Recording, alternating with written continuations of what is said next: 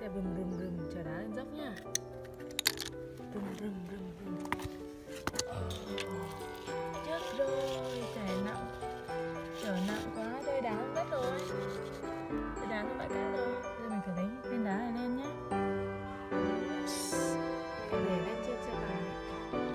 Chở xe tải lên dốc nhá. Rùm rùm rùm. Rùm rùm rùm rùm rùm rùm.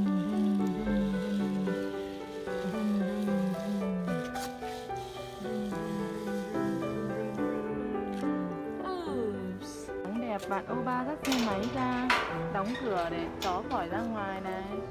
Bạn ô ba nắng đẹp, chở một set này, ô tô đồ chơi đi.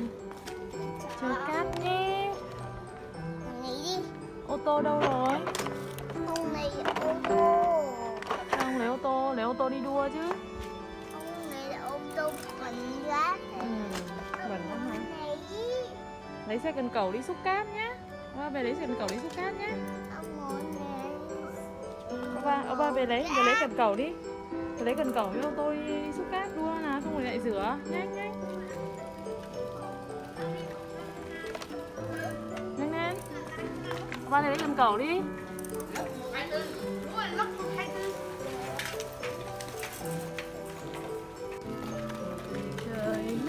Trời nắng, ô ba đi tắm nắng.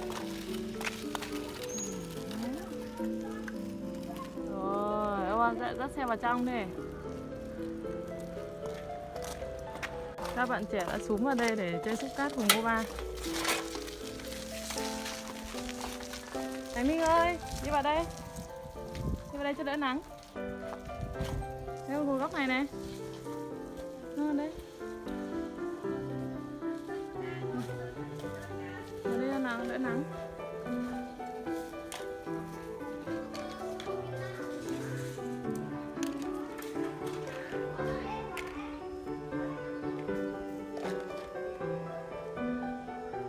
Đúng rồi.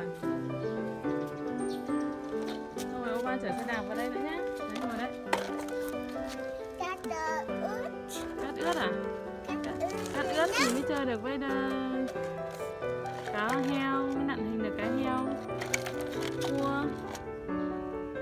Đây nhìn ra ngoài trời thì nắng lắm. Muốn lấy.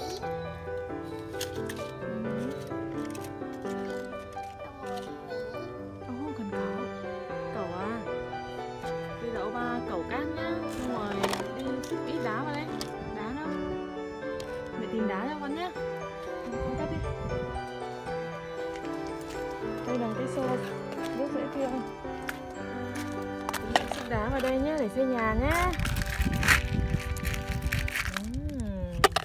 Wow. Ơi. Xúc đá vào đây nhá để xây nhà mới cứng cáp rồi nhá.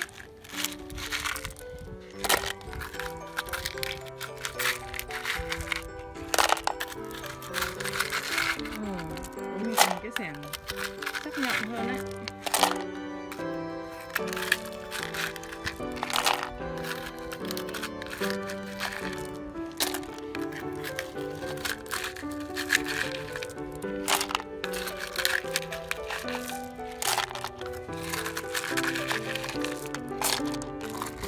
Rồi, xô xẻng đã được nửa rồi. Lúc này là các bạn ơi. Rồi vậy là đủ rồi. Chúng ta sẽ mang về bạn ô ba xây nhà nhé. Xe cẩu ơi. Không ngồi. Bạn lắp lại xe cẩu đi. Không ngồi đi. Không có. Ôi, bên này cái này. Mình lấy cái xẻng. Mang lấy xẻng đi.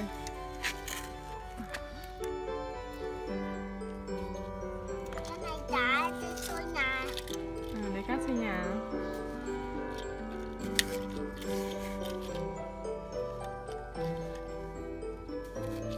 Mình xem cái trục cẩu này nhé.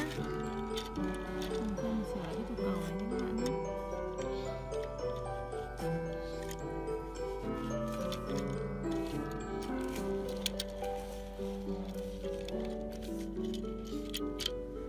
His cup của năm ấy. Em lấy chút em lấy gát. Em lấy gấu, em lấy cá heo. Con muốn lấy cái cát để đỡ bàn tay à? Có. Vâng. Vâng. Thôi cậu bây giờ chở đá nhá. Thôi cậu chở đá chúng tôi nhá. Có. Cậu chở đá xây nhà nhá. Đi về nhà đi đấy. Đi về đi tè nhá. Ra ngoài nhanh nhá. Nhanh ngủ cậu. Nắng nhá.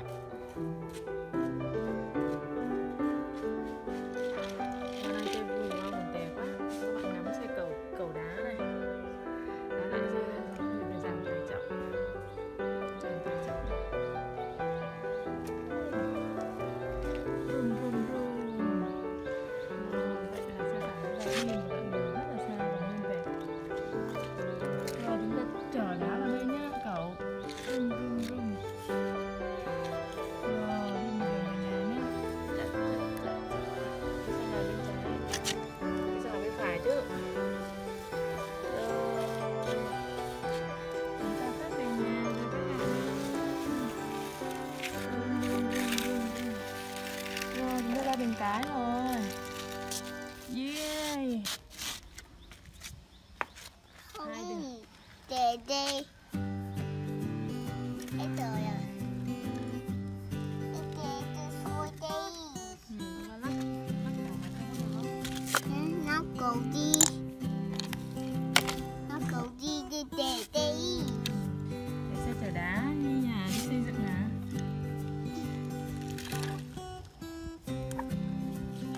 Các bạn nào chuyên sửa cần cầu không nhỉ? Con sửa cần cầu bọn mình để bọn mình xây nhà nhé. Đó.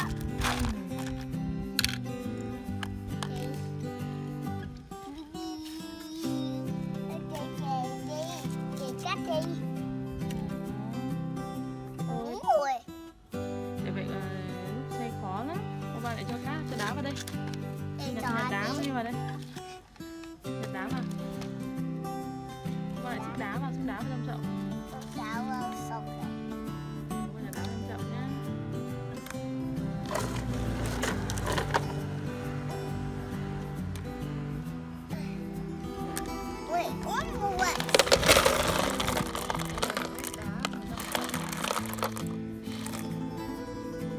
Bây giờ mình sẽ đi đâu? Mình lại đi chở lại đá trong đống kia. Chở lại đá đây, chở đá lại.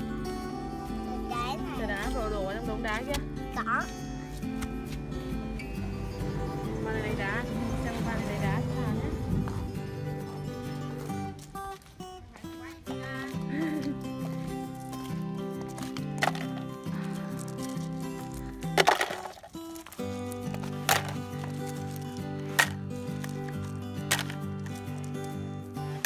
Và đếm là bao nhiêu viên đá? 1, 2, 2 núm đá, 3 nắm đá,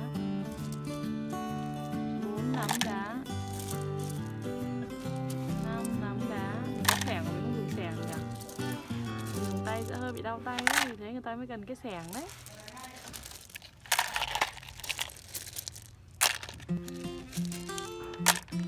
Nhiều đá chưa?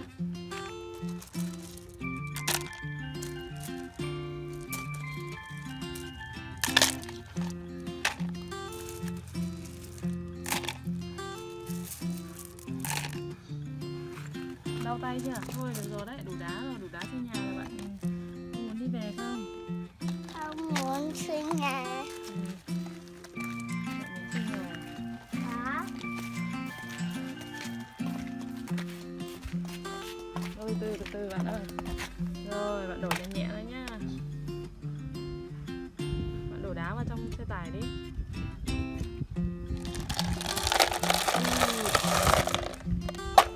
Rồi.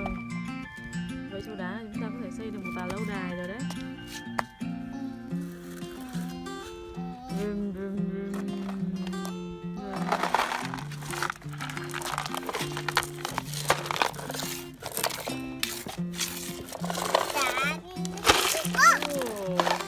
Đang đổ đá ra ngoài rồi. Lại phải hót đá vào trong à?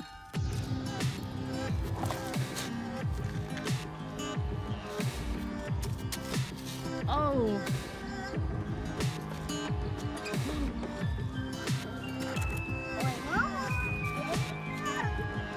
nhặt lại cho vào trong xe, nhặt lại cho vào trong xe. Đến lúc người ta xây nhà sẽ vất vả nhá, lọc đá vất vả nhá. Mình phải cho đá riêng, cát riêng nhá, không được lẫn lộn nhá. Cát rồi. Rồi xuống đây, ba xuống đây. Nhặt đá cho vào đá vào đây.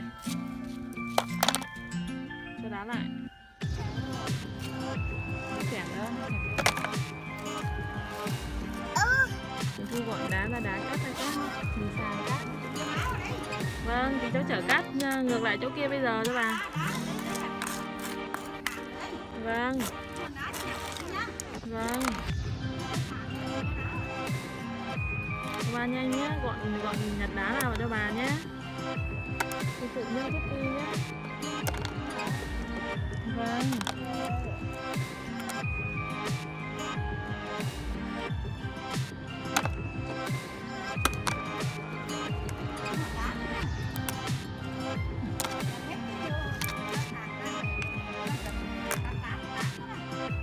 Làm người ta lọc lấy khoảng nữa.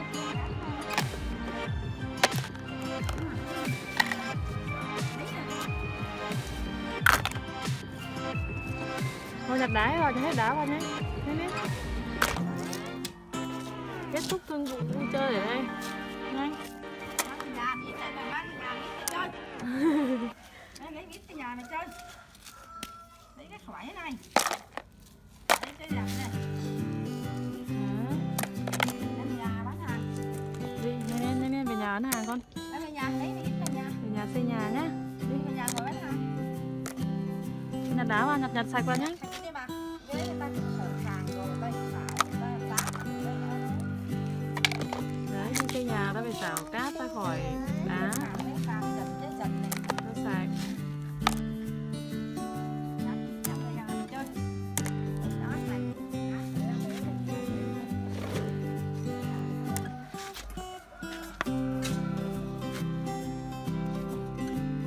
Nhặt hết đá vào đã, xong rồi để ta làm con cá heo nhé.